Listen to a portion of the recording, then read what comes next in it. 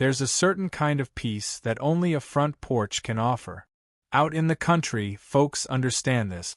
A cup of warm tea, the slow creak of a rocking chair, and the soft chorus of cicadas in the dusk. Those are the moments that keep a heart steady, especially when the bones don't move like they used to. My grandma, Lorraine, lived for those moments. She wasn't the type to complain. Even after her stroke last year left her left side weaker and her voice quieter, she still found ways to smile. She'd hum little hymns to herself and watch the birds flutter in the feeder I set up near the edge of the lawn. Her body may have slowed down, but her spirit was still sharp and kind. She never missed a thank you, even when it hurt her to speak. After the stroke, we got her one of those motorized therapy chairs. The kind with the elevated legs and reclining back that could help her sit comfortably for hours without swelling or strain. It wasn't pretty. Big, beige, a little bulky. But it gave her a chance to sit out on the porch like she used to. The porch was her world. It faced a little walking path that the neighbors used, and sometimes she'd wave as kids biked by or dogs barked down the lane. It made her feel like part of things. She didn't ask for much. Just a couple hours of sunshine, her chair, and her tea. Then came Karen. Now I'd seen her around. The type that wears tennis skirts but never plays tennis. Always marching down the sidewalk like the mayor of the cul-de-sac, sunglasses perched on her nose even on cloudy days. You know the type. Pristine garden. Matching wreaths for every holiday. A permanent scowl just beneath the surface of a forced smile. At first, I thought maybe she was just uptight. Everyone's got their quirks. But this woman took it to a whole other level. It started with the glances. Quick little looks in Grandma's direction like she smelled something bad. Then came the pauses. She'd stop mid-walk, just long enough to pretend she was tying her shoe or adjusting her watch, all while staring at our porch like it had personally offended her. I brushed it off. Maybe she was just being nosy. Then one morning, I found a typed note taped to our front door. To the residents at our address. It has come to my attention that there is a large and unsightly medical chair being placed on your front porch. This item is disruptive to the aesthetic cohesion of our neighborhood. Please consider removing it or placing it out of public view. Karen S., HOA Vice Chairwoman. I stared at that paper for a long time. My hands shook, not with rage but something deeper. Sadness? Disbelief? Grandma was inside, struggling to button her cardigan. I looked at her, this sweet woman who had raised me when my parents couldn't, who had taught me how to bake bread and plant tomatoes, who had never asked for more than a warm seat and some air. And here this woman, this Karen, was calling her chair unsightly. She wasn't even asking. She was commanding. That night, I didn't say anything to Grandma about the note. I didn't want to hurt her. But the next day, I found her on the porch, staring down at her therapy chair with a confused look on her face. Her eyes looked distant. I asked if she was okay. She just said, "Is my chair bothering the neighbors?" My heart cracked right then and there. I asked her who told her that. She said Karen, accidentally, dropped by while she was sitting outside and mentioned that some folks find medical equipment to be a visual burden. That's the exact phrase she used. A visual burden. My grandma, who used to organize soup drives and knit hats for local cancer patients, was being treated like some piece of trash on the curb because she needed support to sit outside. That night, she didn't ask to sit on the porch. Instead, I found her in her room, her chair unplugged and pushed awkwardly into the corner. She was sitting on the edge of her bed, trying to smile. She didn't want to make trouble, she said. But I could see it, her hands were shaking. Not from the stroke. From embarrassment. From shame. That's when something inside me changed. You can insult me. You can call my lawn ugly or complain about my mailbox being crooked. But the moment you shame a kind, elderly woman for simply existing, well, you've got a storm coming. Karen had poked the wrong bear. And this bear wasn't about to growl. No, I was going to be polite. Thoughtful. Even neighborly.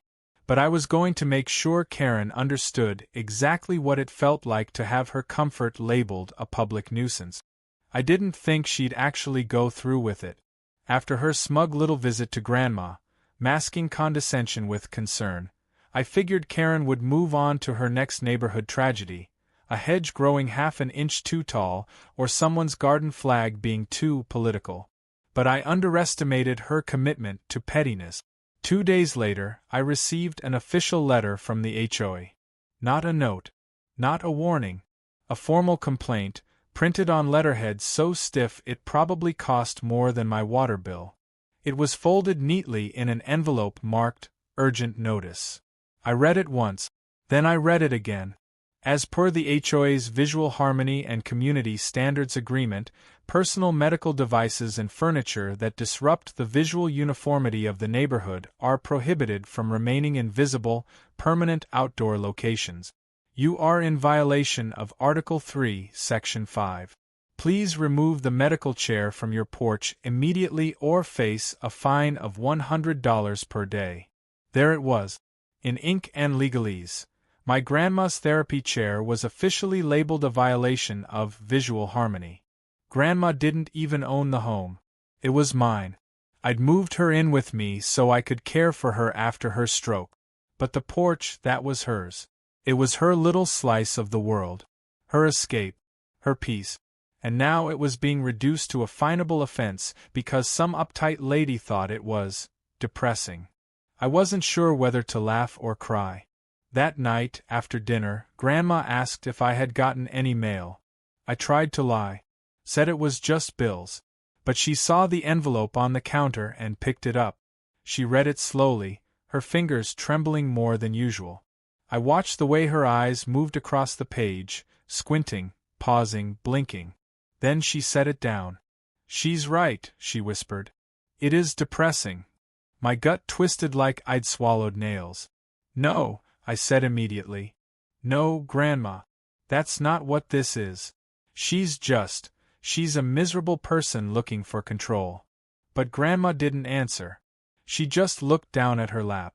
I sat beside her on the couch. She reached over and held my hand, her grip fragile and warm.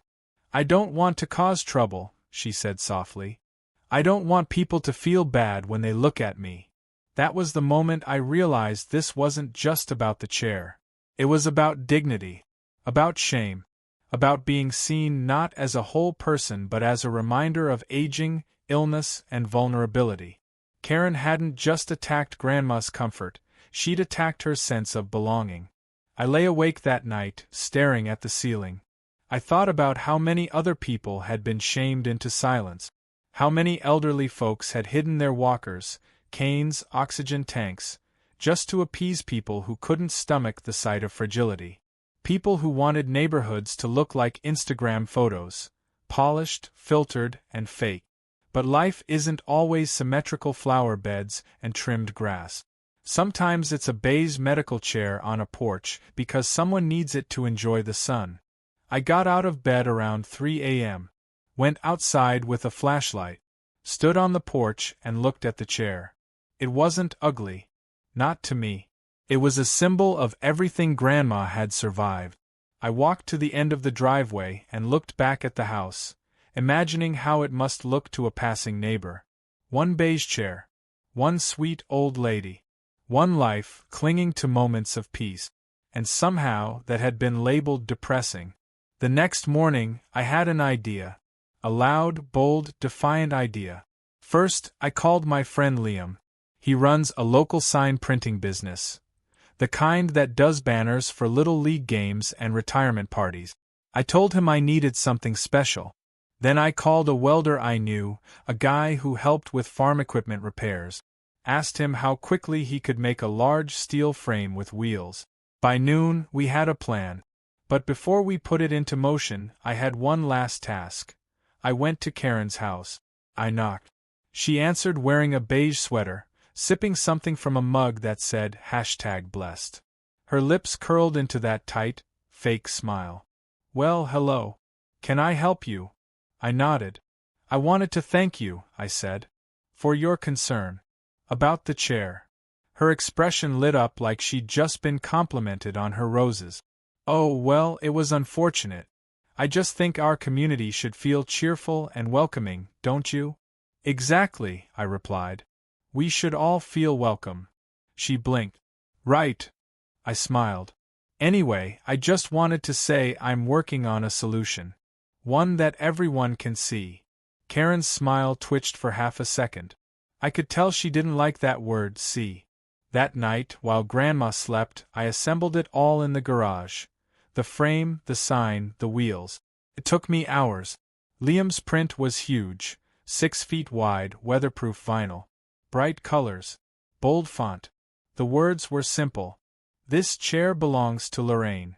She survived a stroke, raised 3 generations, and still smiles every morning.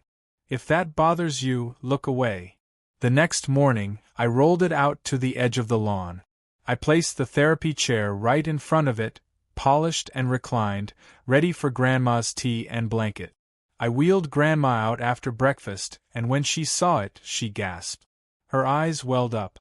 She didn't say anything.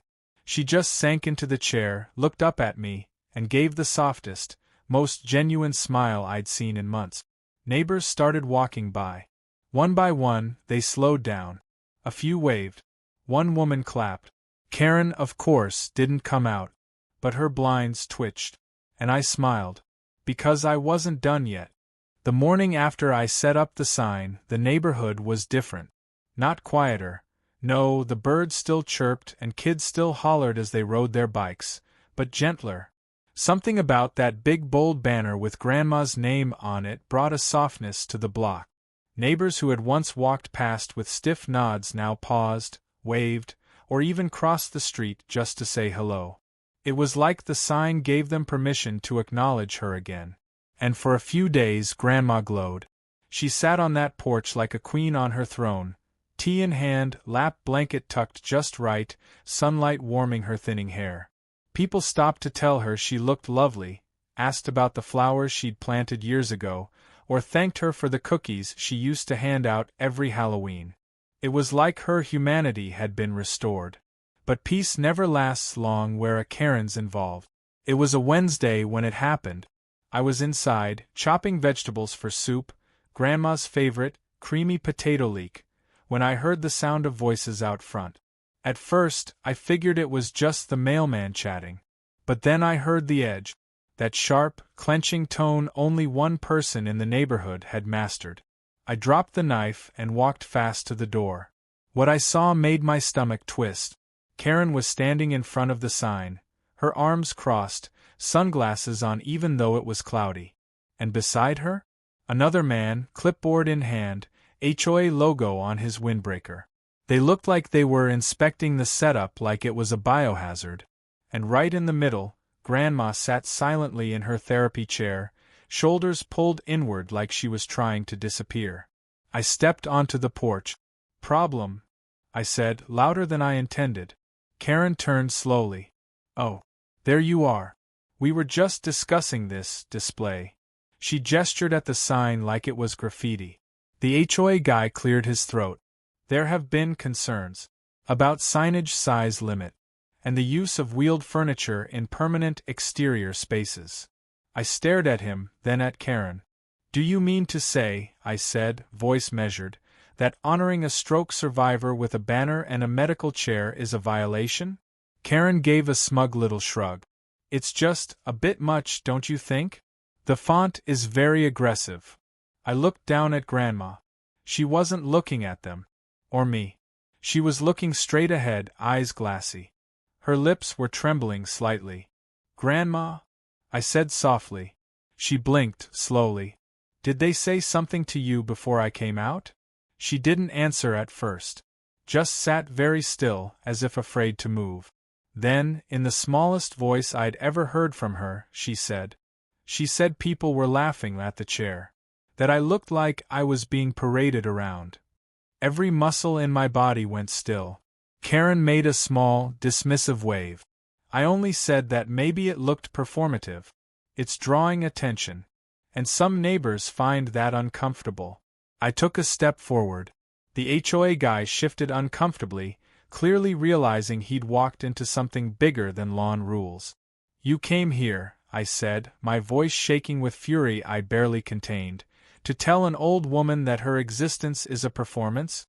That her medical equipment offends your sense of comfort?" Karen opened her mouth. I cut her off. "She sat here for years in silence. You didn't say a word. But the moment she needs help to enjoy the same porch, she becomes a problem. That's what this is about. You're not uncomfortable with the chair. You're uncomfortable with reminders that people age, that they struggle, that life isn't a Pottery Barn catalog." Karen's lips tightened. She reached for the HOA guy's clipboard. "Regardless," she said, her voice clipped now, "this is being documented. And you may want to prepare for a compliance notice." I stepped in front of her before she could hand the clipboard over. And then, from behind me, Grandma spoke. Her voice was hoarse, but clear. "I was born in 1942, she said. Karen paused. "I've lived through war. Through blackouts. I used to ride the bus with women who wore ribbons for husbands they didn't know if they'd see again. I taught third graders how to crawl under desks in case of bombs. I raised 2 sons. Buried 1. The porch was silent now. "I've had cancer," she continued. "Twice. Lost most of my hair and all of my pride. I've changed the diapers of people who didn't recognize me anymore. I've held the hand of a friend as she forgot her name." Karen stood frozen, her face pale. Grandma looked straight at her.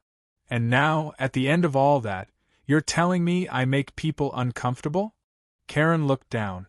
The HOA man took a half step back.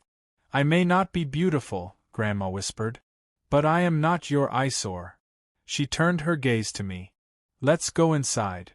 I helped her up, unplugging the chair's extension cord and guiding her slowly toward the door. Karen didn't say a word. As I shut the door behind us, I looked back through the window and saw the HOA man gently putting his clipboard away.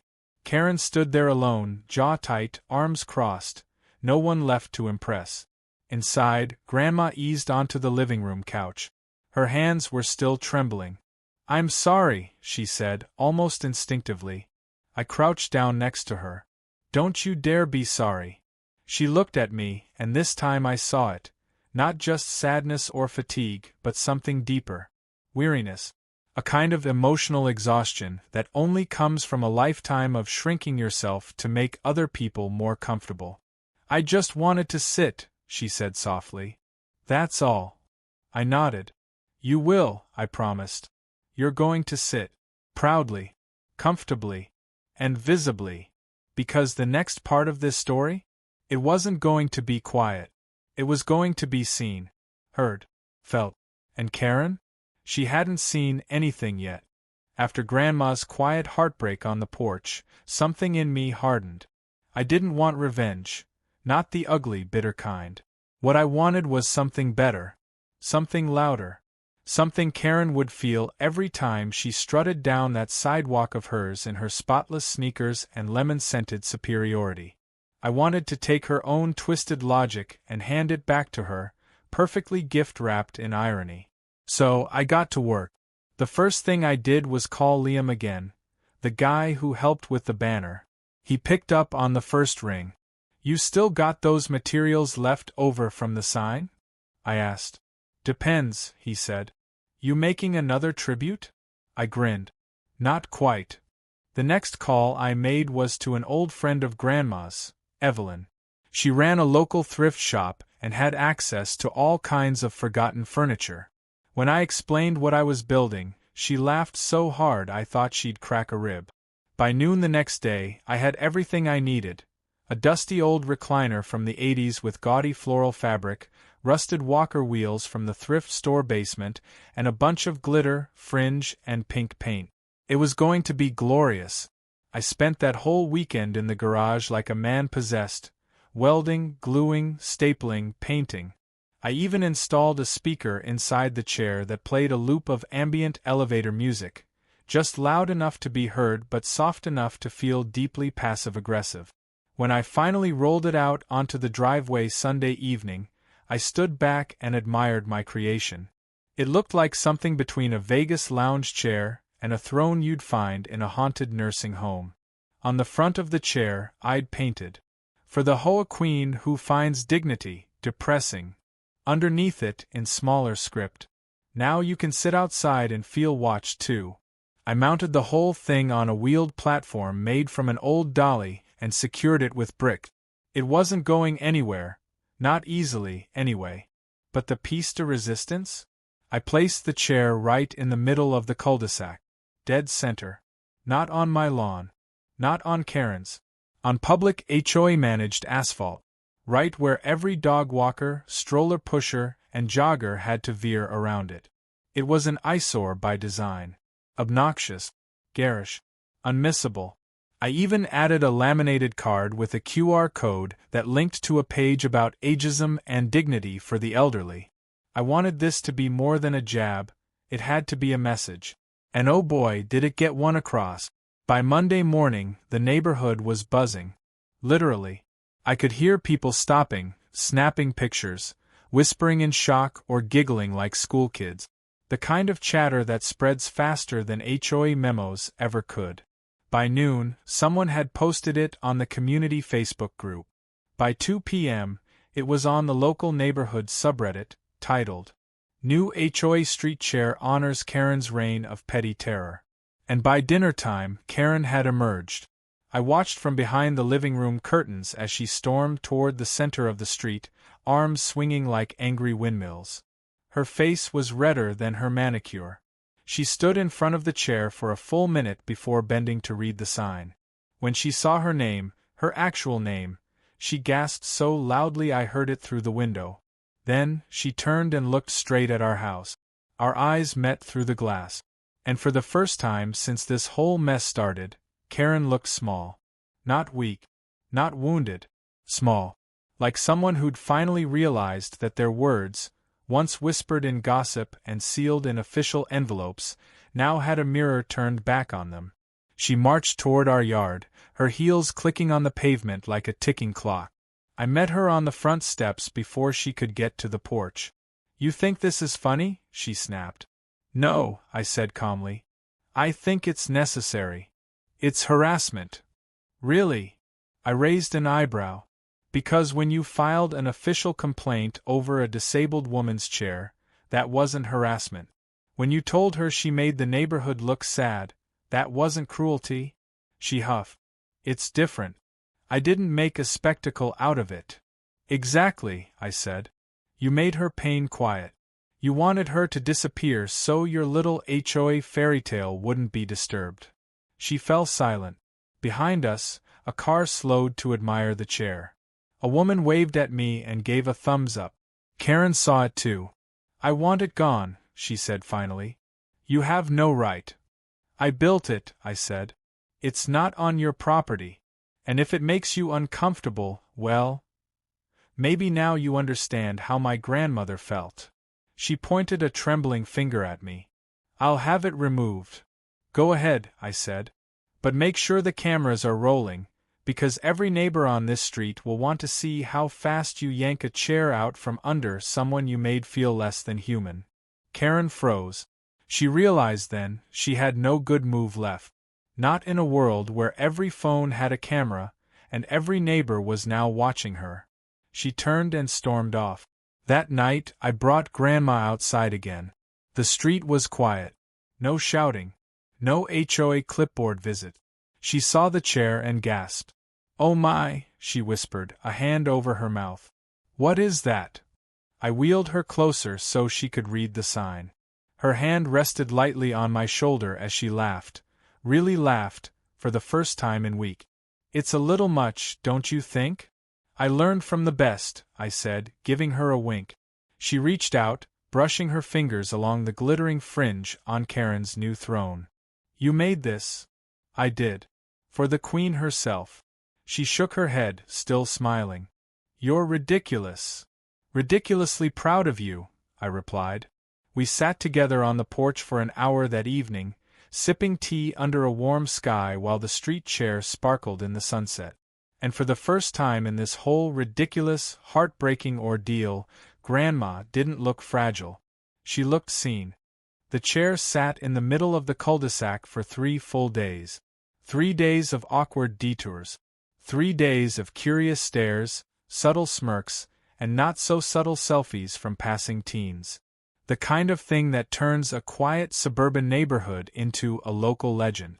Even the UPS driver slowed down to take a picture. But on the 4th day, the HOA held an emergency meeting. They sent out flyers and emails with thinly veiled urgency. Community discussion on appropriate public displays and neighborhood decorum. No mention of Karen. No mention of the chair. But we all knew. I asked Grandma if she wanted to go. She looked at me, amused. You know I love a good show. So I helped her into her coat, rolled her out to the community center, and parked her right at the front of the room. The same therapy chair. The same blanket. The same quiet dignity. The room filled up quickly. It was standing room only. Karen was already there, standing at the front next to a folding table with a jug of lukewarm coffee and a tray of store-bought cookies.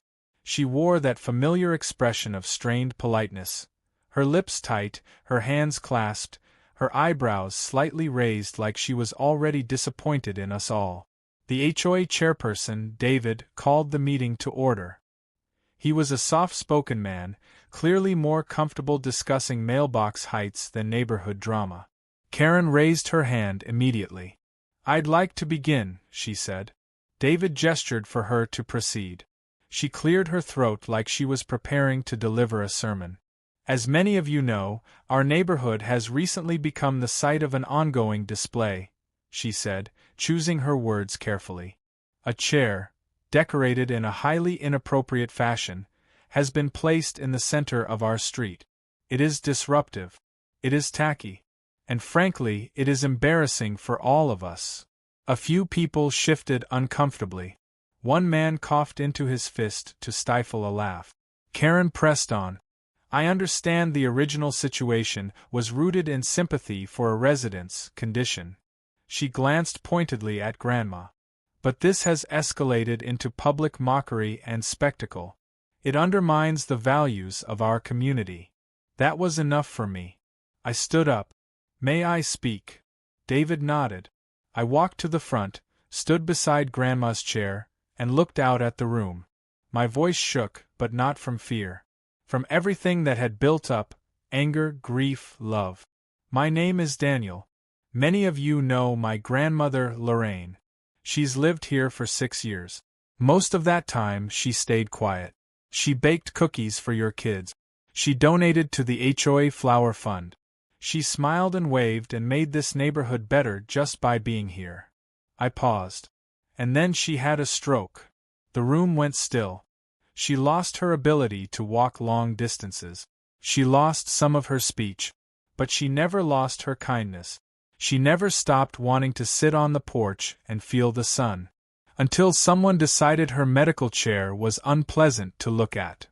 I turned and placed my hand gently on the back of her chair. So yes, I made a chair for Karen. I made it big. I made it bright. And I put it in the street because that's where shame belongs. Not on porches, not on front steps, and not on the backs of people who've lived full, difficult, beautiful lives. There was silence. Then someone clapped. Then a few more. And then the whole room. Even David looked like he was blinking back something in his eyes. Karen's lips were tight as a drum. She stood motionless as the applause died down. Grandma reached over and tugged lightly at my sleeve. I leaned down. Wheel me up, she whispered. I hesitated. You sure? She gave me that look. The one that used to mean you've had enough candy, young man, and I obliged. I rolled her right up to the center of the room. She looked out at the crowd and then turned her eyes to Karen. I don't want a war, Grandma said softly, her voice thin but steady. I don't want attention. I just wanted to sit outside. Her hands trembled slightly in her lap. And I think, maybe you need that too. Karen frowned. Excuse me. You're angry all the time, Grandma said, not unkindly. About flowers being too tall. About signs being too bright. About me. But I think you're not really angry at those things. I think you're lonely. The room went very quiet. You walk every day, Grandma continued, but I never see you stop to talk. You always have somewhere to be, but you never seem to arrive. You have rules. You have power. But you don't seem to have peace. Karen didn't respond. Her face flushed, her jaw tight. You don't need a chair in the street, Grandma said, her voice softening, but you do need a place to rest. Karen swallowed hard. I forgive you, Grandma said gently. The room was silent again, this time heavy, full. Karen looked like she wanted to speak. But no words came. Instead, she turned and walked out of the meeting without another word. The room exhaled. David cleared his throat. Well, I think that concludes the meeting. There was laughter, relief, even a few tears. Later that night I rolled the Karen throne off the street. Not because I was told to. Because it had done its job. The next morning, I came outside to find something unexpected. On our porch, next to Grandma's chair, sat a fresh pot of flowers. Purple asters, her favorite. Tucked inside the blooms was a small card. For Lorraine. You're not a burden. You're a blessing. A neighbor. We never found out who left it. But Grandma just smiled when she saw it, her eyes misty. I think, she said, this porch is finally mine again. And as we sat together in the fading light, I realized something. Karen was never the real enemy. Fear was. The fear of aging. The fear of weakness. The fear of being seen as anything less than perfect.